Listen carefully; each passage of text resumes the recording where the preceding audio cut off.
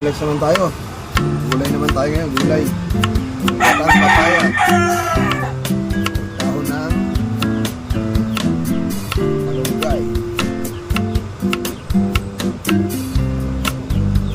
Natin ang pansahog natin.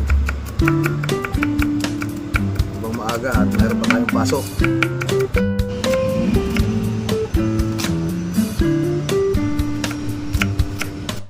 Para sa panghalo natin sa gatang papaya, tinapa at bagong lang. Sakto na yan. Balik na tayo sa kusina. Isa na natin ang pagluluto. Ilagay na natin yung pangalawang gata. Natin pakukuluin. Bawang at sibuyas.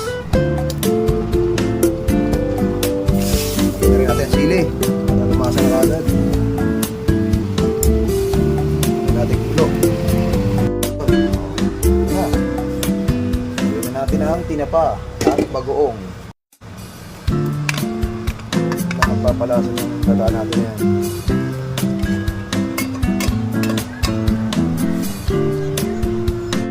Lagyan na natin ang main ingredients ng ating putahe ngayong araw.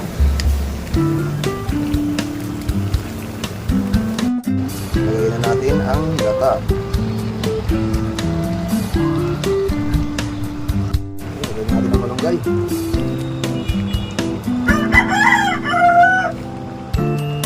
Roma, lagyan natin ang siling green. Kabango lang.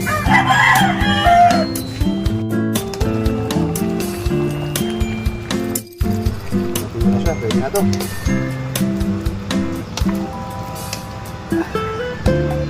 Nice na yan. Kanina lunch, gatang papaya with malunggay leaves sa Nagoy Negro. Kaya na.